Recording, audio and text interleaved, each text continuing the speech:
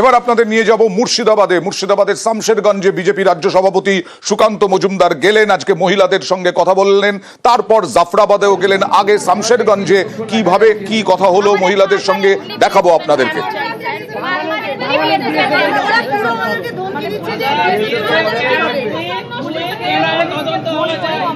তদন্ত হওয়া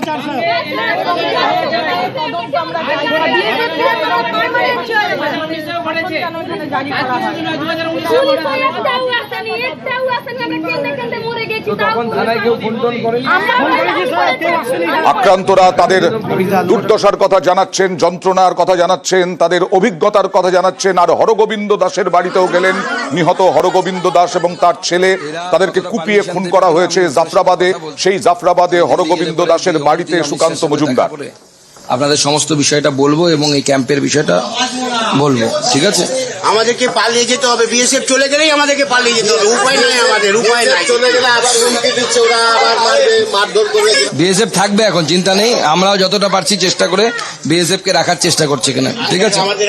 আমাদের পুরো গ্রামের জন্য, সবাই গ্রামে জুলিয়ান বাসির জন্য আপনাদের হাত ধরে পায়ে পড়ছি আপনারা। আমি আপনাদের সাথে ভয় পাবেন না, ঠিক আছে?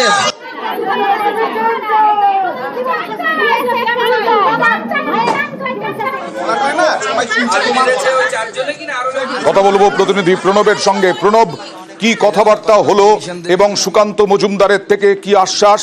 এখনো কি কিছুটা হলেও আতঙ্কে রয়েছেন ওখানকার মানুষ? যারা ঘর ছাড়া হয়েছিলেন তারা তো ঘরে ফিরেছেন। হ্যাঁ দেখো, তারা গতকাল রাত্রেবেলায় যারা বাকি ছিলেন তারাও কিন্তু ফিরে এসেছেন মালদার পাল্লালপুর স্কুল থেকে, এবং তারা প্রত্যেকেই কিন্তু এসেছেন। কিন্তু তাদের চোখে মুখে কিন্তু এখনো আতঙ্ক রয়েছে। এবং সুকান্ত মজুমদার আজকে বিজেপির রাজ্য সভাপতি, তিনি যখন প্রথমেই আর কি শামশেরগঞ্জে এসে রতনপুরে যান, সেখানে ক্ষতিগ্রস্ত পরিবারদের সঙ্গে কথা বলেন। তারপরে তিনি যান ঘোষপাড়া, এবং ঘোষপাড়া থেকে যেখানে জাফরাবাদ, যেখানে বাবা এবং ছেলেকে কুপিয়ে খুন করা হয়েছিল, সেই পরিবারের সঙ্গে কথা বলেন। কিন্তু ওই এলাকার যারা মহিলারা রয়েছেন বা বাসিন্দারা, তারা কিন্তু একটাই দাবি জানাতে থাকেন, অন্তত পক্ষে কেন্দ্রীয় বাহিনী যাতে মোতায়েন থাকে সেই ব্যবস্থাটা করুক, এবং গোটা ঘটনার যাতে এনআইএ তদন্ত হোক সেটাও ব্যবস্থা করুক। তিনি তাদেরকে আশ্বাস দিয়েছেন, এবং যাতে সুরক্ষা দেয় সেই ব্যাপারে সুরক্ষাটা যাতে তাদের নিশ্চিত করুক, না হলে কিন্তু তাদের মধ্যে আতঙ্ক কাটছে না। এবং সেদিনের যে ঘটনা যা যা ঘটেছে তা কিন্তু তিনি শোনেন এবং তাদেরকে আশ্বাস দেন। কিছুটা হলেও তারা কিন্তু আশ্বাস পেয়েছেন, এবং তিনি বলেছেন যতদূর সম্ভব সেটা করা যাবে। এছাড়াও তিনি বিএসএফ নিয়েও আশ্বাস দিলেন। বিএসএফ এর ক্যাম্প আপাতত থাকবে, চিন্তা না করতে, ভয় না পেতে তিনি আবেদন জানালেন।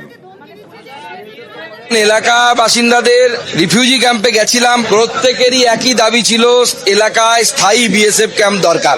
রাজ্য পুলিশের উপর সাধারণ মানুষের কোনো বিশ্বাস নেই, কেউ বিশ্বাস করছে না। এখানে কেন্দ্রীয় বাহিনী অর্থাৎ বিএসএফ এর কমসে কম, কারণ বিএসএফ এর জুরিসডিকশনের মধ্যে পড়ে, তার স্থায়ী ক্যাম্প করার জন্য রাজ্য সরকার বা রাজ্যের হোম মন্ত্রণালয়, হোম ডিপার্টমেন্ট, কেন্দ্র সরকারের হোম ডিপার্টমেন্টের কাছে আবেদন করুক। এবং আমরা কথা দিচ্ছি, আমরা কেন্দ্র সরকারের সাথে কথা বলে সেইটা করার ব্যবস্থা করব।